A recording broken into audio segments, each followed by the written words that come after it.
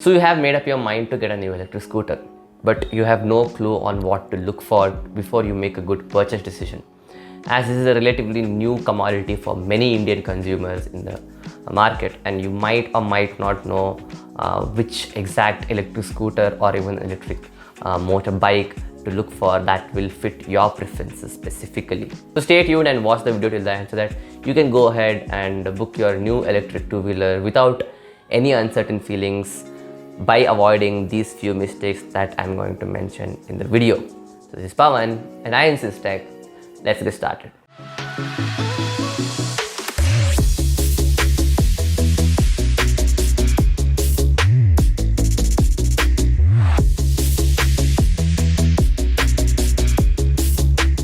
Now this video is for your reference only, and there is no obligation that you need to apply each and every point that I mentioned in this video. After watching this, you can go ahead and do your own research and find out which electric scooter or an electric motorbike suits you the best according to your tastes and requirements. So the number one mistake that you should try and avoid is not checking the after sales services. There is a reason that I mentioned this at the very start of the video, and I have personal experiences backing this up. So what happens is, this EV market is pretty new and has started growing very recently, and it's very obvious that the tech used for this is still in its Gen 1 state, or at least close to it. And with that comes a lack of solidity and robustness that already existing petrol scooters have established with their tried and tested products from the past 20 years or so. I've seen and heard of many bugs popping up in these new electric scooters. Even my Ather has problems here and there. Ola Electric is getting a lot of complaints from its users regarding this, even though they haven't delivered many scooters yet. Sure, the scooters are amazing, no doubt in that, but I don't want you to be dissatisfied with the experience when small issues and bugs pop up, and that might change your minds. For that reason, the service they provide you after selling the scooters becomes very, very important. How well they can keep you associated with them happily matters more than the scooter itself. You don't want a brand that doesn't respond to your queries and problems of your vehicle. So choose carefully and do some research on which manufacturer provides you the best after sales services and debugging. Number two is battery technology and range. Okay, so this is big. Gone are the days when you had to pull out a heavy lead acid battery from the scooter's boot. Those batteries are not made for the newer scooters, and you should definitely not go for it.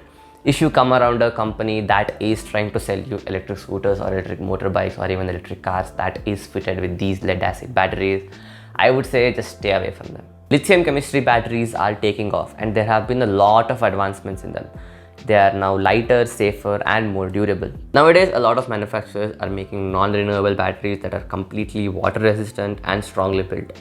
And there are some that are removable yet strongly built. So before you get a scooter, make sure it uses lithium-based battery pack. Range, you already know this, and it depends on you, to be honest. If you are a person that does shorter rides, then a scooter that gives you 70 to 80 kilometers of range will do.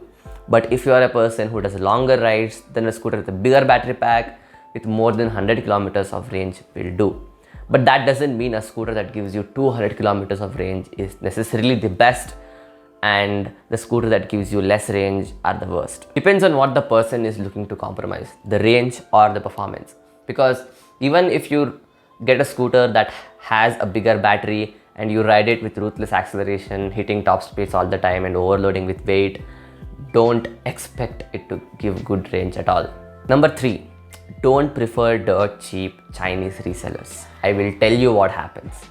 Firstly, you will find it hard to get it serviced, and also the support will be too less. Secondly, the performance will be close to none. These can't even go 30 kmph for a long time. And finally, the battery tech and the other software parts are very, very outdated. Now, I'm not telling that all China-sourced scooters are cheap and bad, but there are very few Chinese manufacturers which are actually making good electric scooters. The rest of them are just made of toy quality plastic. So I would recommend you to go for Indian, Japanese, German, American or English if you are looking for electric scooters. Indian would be the best because there are so many Indian emerging startups and already established companies that are getting you amazing electric vehicles in this space. The fourth mistake that you should be avoiding is not checking for charging facilities. Check if your manufacturer has set up a charging infrastructure or not, or if you can charge your vehicle on other third-party charging stations, because this matters a lot, especially if you are a long distance rider and there might be a chance of you running out of charge.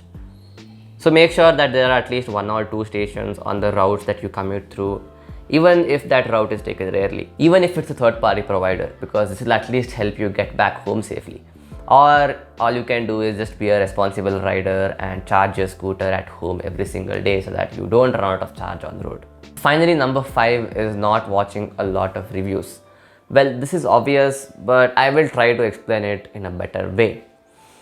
Make sure that you know quite a few things about the scooter by either directly going to the dealer and test riding it, or by watching a lot of YouTube videos, or by reading articles. By doing this, you might avoid things like this. First one is you will avoid falling into traps and not go and buy an electric scooter from a shady brand that you haven't even heard of. Secondly, you'll know the limitations of the vehicle so that you know what you're signing up for and not regretting it later and complaining about it every day. For example, some scooters might have thermal issues that might limit their peak performance, and there are some scooters that cannot give you the full range that they claim if you ride it above a certain benchmark. And there are some scooters that use cheap quality components in them to cut costs here and there so that they can provide you value for the money that you paid. Thirdly, you can get insights on how to take care of the vehicle, for its long-lasting health, and also get tips on how you can use your scooter at its optimum performance without compromising on the experience you're supposed to get. So these were the 5 mistakes that you should be avoiding before buying your very first electric scooter or an electric motorbike, or even an electric car for that matter. So I hope you liked this video, and if there are any more questions that you would like to ask me before you get your new electric scooter, let me know in the comment section below. I'll try my best to answer them. And if you ended up liking this whole video, don't forget to leave a like. If you're new to the channel, don't forget to subscribe to my channel. As always, this is Pavan signing out.